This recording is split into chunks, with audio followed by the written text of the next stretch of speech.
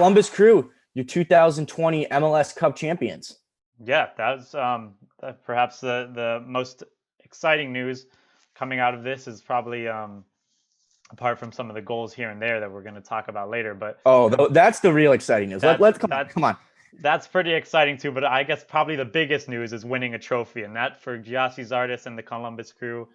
They did just that against the Seattle Sounders. Seattle Sounders are a prolific opponent in the MLS. You have to give them credit. They've been in the MLS Cup a few times in the past 5 years. Just 4 and 5. 4 and 5 was it? Yeah. So that's impressive to finally to knock them off their podium, and they're the second leading MLS Cup holders after the LA Galaxies, and this is, I believe, the first for the Columbus Crew.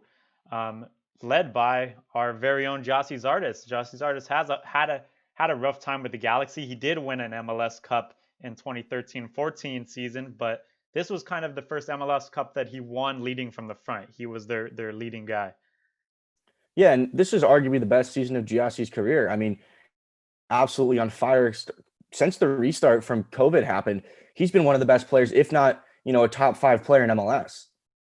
For sure, and even if Zalarian was the guy in the final who got a couple goals, he was their MVP for sure. That from the finals point of view, Gyasi Zardes was the guy that did a lot of the work during the season. He was one of their main guys throughout the course of the entire MLS season. So props to him, congrats to him. I mean, it's well deserved, and you love to see it. I'm sure that's going to do great for his confidence and for his career moving forward. So.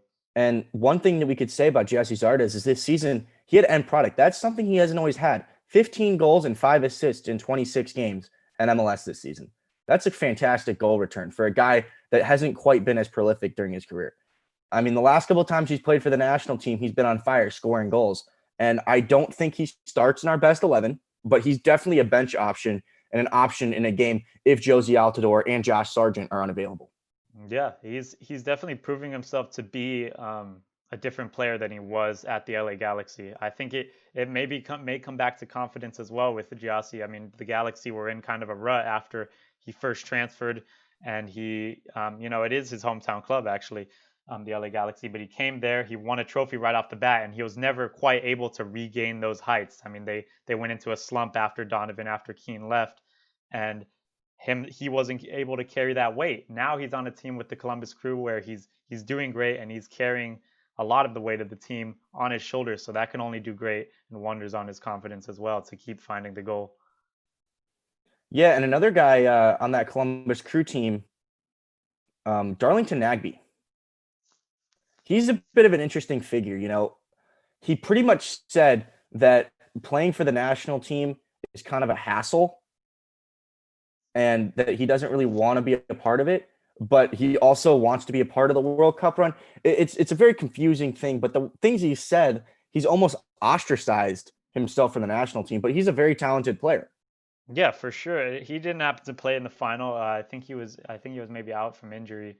I'm not exactly sure, but the thing with him is that he's a talented guy, but you can't be half in on the national team. You gotta be there for our camps, our friendlies against random opposition, whatnot. You have to be there in the times when it doesn't matter if you want to have that spot for when it really does. You can't pick and choose.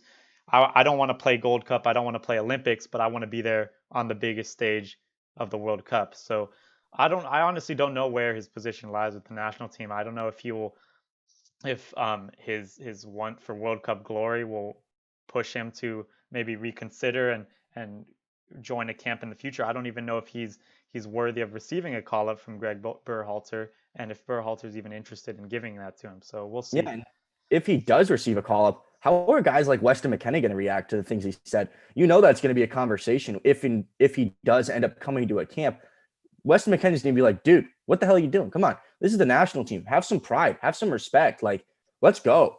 Weston McKennie's kind of became that, like, the sole leader of the young guys, if you know what I'm saying. The guy that's like the honor, the wear it for the badge, do it for everything. The vocal, not the captain, but the young. Just yeah, exactly. He's got kind of that Gareth Bale mentality of Wales Madrid golf or whatever his I mean, I think a better flagship. comparison would be a different player. One of your guys you're very familiar with, Roy Keane. Oh yeah, that's I mean yeah. Almost like the pride for your country and do what you got to do. Like, let's go. Like, if you're not with us, you're against us. That mentality that he has. I mean, you heard him say it when he was talking about with Yunus Musa, a guy we're definitely going to talk about a little bit later on today. But you got to be good enough for us. Like, like, you're not just, if you're talented, like, that doesn't mean we just automatically need you. This team does not need Darlington Nagbe. He's a luxury player. I mean, he can control the passing. He's a fantastic technician on the ball. His talent is, probably is a top 15 to top 20 talent in our player pool. But the reality is, the way he plays, you can't have it because he doesn't always work the hardest. Yeah, and this is kind of the luxury that we have now in this current state of the United States men's national team. Maybe Darlington Nagbe was comfortable saying those kind of things 3 years ago when we didn't have this player pool, when he thought that he had a spot because of his talent, and now he might be looking like a fool because I could name a list of 5 to 10 players that we could take before him because he said those things that maybe I wouldn't have to make this list prior because he's just that good. But now we have the options to go elsewhere. So whether or not he's regretting those words will be interesting, and if he'll want to move forward with the national team if he gets another chance to. And let's be real. Has Darlington Nagbe really been that good for the national team in his appearances? No. No. The end product hasn't been there. We've seen it in MLS at times, but the end product simply hasn't been there the way that you would expect of a player of his caliber and his talent. So, I think if Darlington Nagbe if he can somehow mend his comments with the squad and maybe just be like, I mean, I don't even know. Like, his comments might be beyond repair. I mean, you've heard some players when he did say those comments, some former players and pundits and stuff being like, how could you say that about your national team? Like, what do you mean? It's an honor to wear the badge and represent your country. I understand that it might not be the easiest thing in the world, to go play in Cuba and Trinidad in the middle of, your MLS season. But come on, like, there's only a limited amount of players or limited opportunities that get to have that opportunity to play for your country. But at the end of the day, I genuinely don't think we need him. I don't think he gets into our best 11. I think he'd get into the squad, but does he start over Tyler Adams? No. Does he start over Weston McKennie? No. Does he start over a Michael Bradley? No. Does he start over Yunus Musa? No. The list goes on and on. Would I take Brendan Aronson over him at this stage in their careers? Absolutely.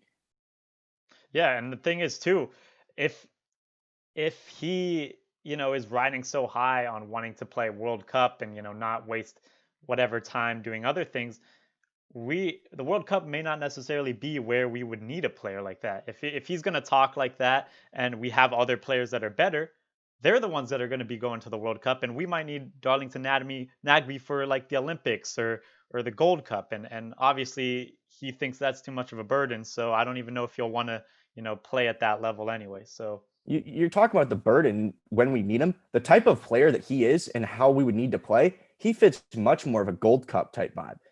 He's the type of player that wants to control possession, pick his passes, control the tempo of the game. When we're playing in a World Cup, chances are we're going to be going up against national teams that are better than us, that are more talented than us. I know we're talking about this almost like a golden generation that we have coming through, and that's great. We have a ton of talented players. But what happens when we come up against the likes of a Belgium? What happens when we come up against the likes of a Brazil? We're not going to be the ones controlling possession. We're going to have to be pressing high up the field. We're going to have to win back balls and play on the counterattack. And Darlington Nagbe is not the type of player that's going to go press all over the field. That's when you have your Tyler Adams, your Weston McKennies, your Yunus Musas, that have that high energy, the drive, that work ethic that Darlington Nagbe just doesn't have on the field.